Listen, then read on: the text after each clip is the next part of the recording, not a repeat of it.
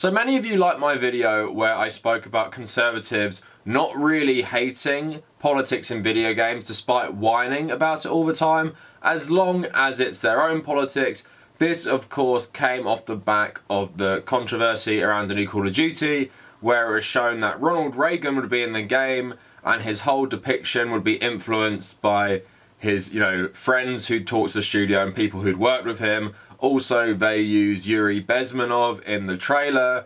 Obviously, very problematic character.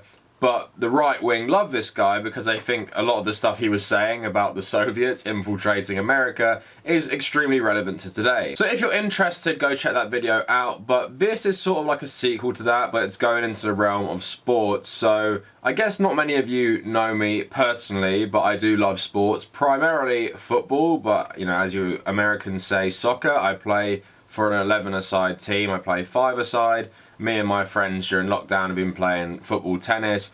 I watch it all the time. I support Manchester United and I support Brentford. Really love football, and I do have an interest in the wider world of sport. I'm not a massive fan of anything else, but I still watch rugby, I watch boxing, and I do watch MMA from time to time as well, just because that's what everyone seems to do, and it is kind of interesting. And I am going to talk about football and the politicization of football in this country, but I know most of you who are watching this will be Americans, and I do want to focus on American athletes, in particular Colin Kaepernick and an MMA fighter called Colby Covington. And the point of the video, just like the video games one, is to show that conservatives don't actually hate politics in sports, they don't hate politics in video games, as long as it's their own politics being represented and not politics of people they disagree with. But before we go any further, if you want to support my channel and support my work, like the video, subscribe, maybe check out my Patreon in the description, also check out my social medias, also in the description. So I say a name like Colin Kaepernick and pretty much all of you are aware of the story, so I'll circle back to that later. But I want to focus on this Colby Covington guy. So he's a successful MMA fighter who absolutely loves President Donald Trump. So just check out this guy's Twitter bio. The People's Champ, MAGA, first ever UFC champion invited to the White House, Colby Covington. And then his pinned tweet is, like POTUS, real Donald Trump always says, promises made, promises kept. Pleasure to finally meet you, Mr. President. Thank you for always putting America first. As you can probably guess, not many people are outraged about his outward social media support for Donald Trump, but recently after winning a fight, Colby went on a massive tirade that was both pro-Trump and anti-Black Lives Matter. So let's take a look at where Donald Trump actually calls him during one of his press conferences. You are a great fighter, man. I'll tell you. You make it so easy. I don't know how the hell you do that. Congratulations. I wanted to watch that fight tonight. I wanted to watch it. You were great. Thank you so much, Mr. President. You gave me the dragon energy when you shook my hand on Sunday at your rally, and it doesn't matter if King Kong was in front of me, I was not going to lose after getting to shake your hand and be at your rally. You weren't going to lose. Well, he's a strong-looking guy, too. He's a tough guy. He's a great fighter. He was a champ, and that was easy work, relatively easy work for you. That's a great. I'm proud of you, man. Thank you so much, I'm proud Mr. of you. I President. just made a big speech. I had 35,000 people. I said, I got to get home now to watch Colby. Colby. That was fast work. Well, great. He's a tough, and he's a good fighter, right? Yeah. Did he give you much of a problem? What did you see? Strong guy, right? Yeah, strong guy, former champion, but it didn't matter who was in there, Mr. President. After getting to see you, I don't care if there was a Superman in there. I was beating anybody. That's great, Colby. I'm proud of you, man. I'm a big fan, and I'm proud of you. You're tough. You're tough. You have the right spirit. So now go win the next one, and just keep it for a long time, right? Just keep that championship for a long time. But you are something, and say hello to all the guys. I appreciated the shout-out tonight, too. I'm your fan. You're my fan. Two of a kind. Thank you so much, Mr. President. I'm going to bring you the new belt to the Oval Office soon after you win November 3rd by a landslide. You get that belt and you bring it in, and I'll see you, man. We're rooting for you. I came in from a big speech tonight. I said, I got to get back. I got to watch this man, the man. That's so humbling. You keep it going. Colby, keep it going. You look great. You look fantastic.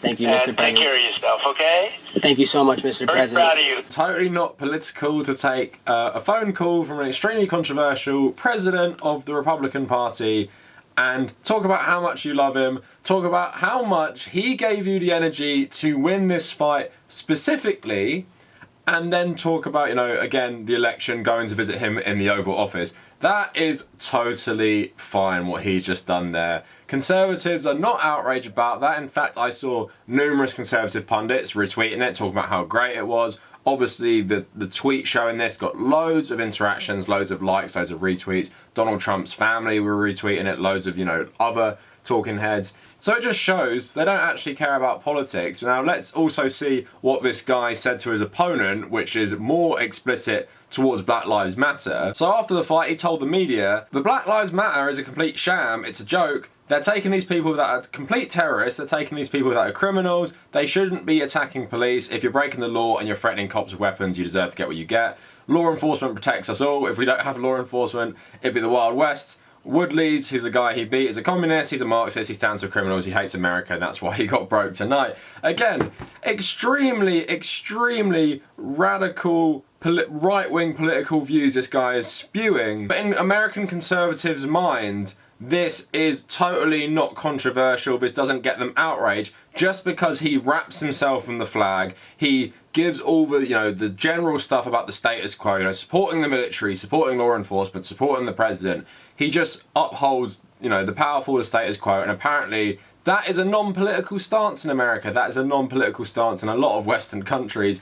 If you just fit in with everybody else and you do things that are considered acceptable, you don't challenge too many beliefs. Despite this being quite radical rhetoric, you know, half the country support the Republican Party. This is the same sort of stuff you see on Fox News. It's the same sort of stuff you see by, you know, people like Ben Shapiro, people like Dave Drubbin, all these different conservatives. So it shows you that these guys are all obviously brainwashed and they really consider this to be non-political. I mean, even if you think what you're saying there is 100% right and moral, I don't understand how you can't, you know, realise that this is politics in sport. Let's circle this back to Colin Kaepernick now. So Colin Kaepernick decided to sit on his bench during the national anthem, which plays before the start of every NFL game. Again, apparently playing the national anthem isn't political. They don't do that in this country, by the way. That is a really weird thing Americans do, also pledging allegiance to the flag, and they act like that's not a political act. Literally pledging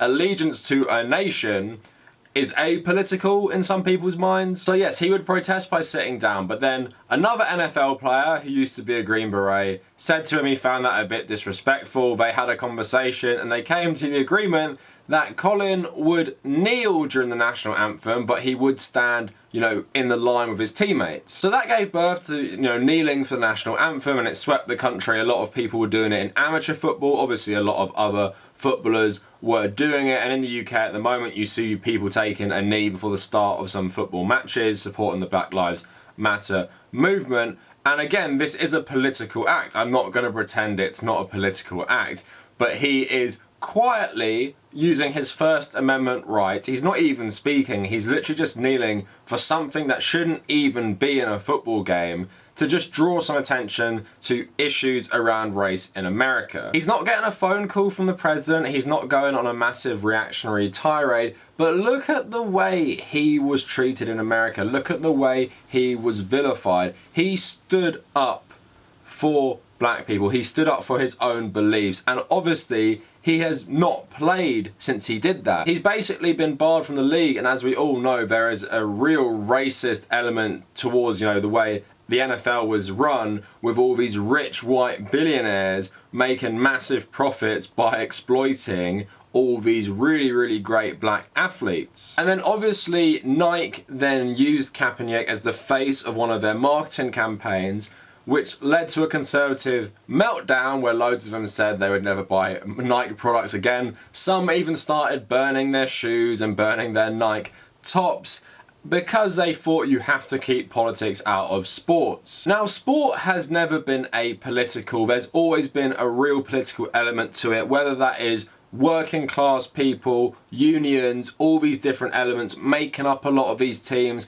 I guess the class tension, you have things in the UK like the way rugby, for example, is played in the north of England compared to played in the south. There is an element of class tension towards that. Obviously, football soccer is called, the working man's game because anyone can play it. It's pretty easy to play. And especially in the UK, most of the players come from poorer backgrounds. Of course, disproportionately, the black players come from the poorest backgrounds. And you see with people like Marcus Rashford, who's bringing attention to how hungry children often go when they are being raised in these poor environments. He himself often said, I didn't have enough to eat.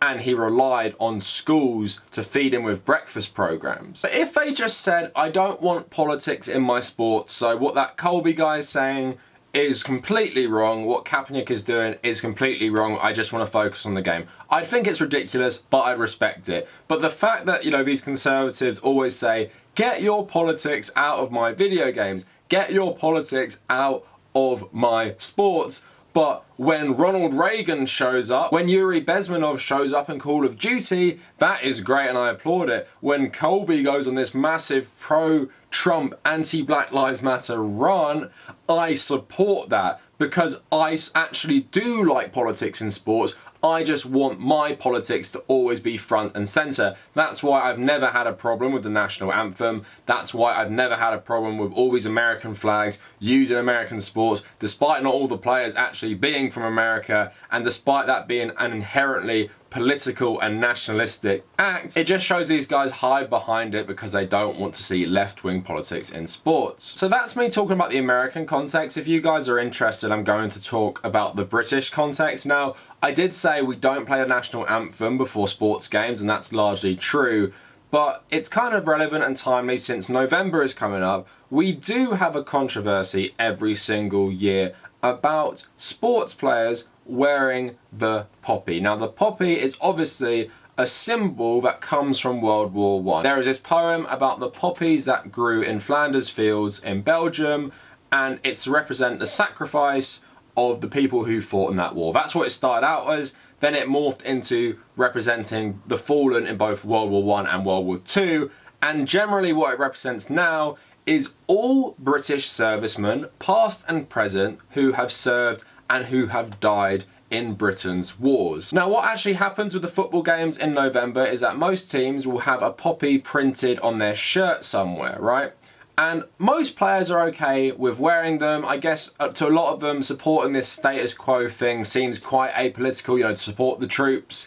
Even, the Labour Party are trying to appeal to that now that they're patriotic and everything. So I guess to them, even the international players, it seems quite apolitical. But there is a small contingent of players who don't wear poppies, and I'm going to make the distinction between the ones who receive insane abuse and the ones who don't. So Nemanja Matic plays for Manchester United. He is from Serbia. Of course, Serbia was bombed by NATO forces in the 1990s. He says, I can't wear a symbol that honours people who killed people I know, basically. And a lot of players from those types of countries involved in the conflicts in the 1990s in Europe, they sort of get away with it a bit more because I think this country doesn't really understand it. But there's a player who plays for Stoke called James McLean. He grew up in Northern Ireland. He grew up in an area where British soldiers had killed Irish civilians. He's also obviously an Irish Catholic. Now, when he doesn't wear the poppy, he gets insane sectarian abuse from loads of these people who tell him to, be grateful, he works here and plays football here, to keep his politics out of sports, just wear the poppy. And just like Matic and some of the other, European players, he says, I can't wear a symbol that honours people who killed, my people, who essentially occupy my country. But because we're so brainwashed in this country, people have a complete meltdown and say he's not being respectful. I, myself, have never worn a poppy. I'm never going to wear a poppy. If we were honouring the people who fought in World War II, maybe I would, but that's not what it's about. And before maybe some British nationalists watch this, I actually have multiple members of my family who fought and died in both world wars, and they're actually Irish as well, so they didn't even have to fight in the Second World War, but they volunteered. Loads of other members of my family also fought for Irish independence, and they were murdered by the British, so I'm not going to wear a symbol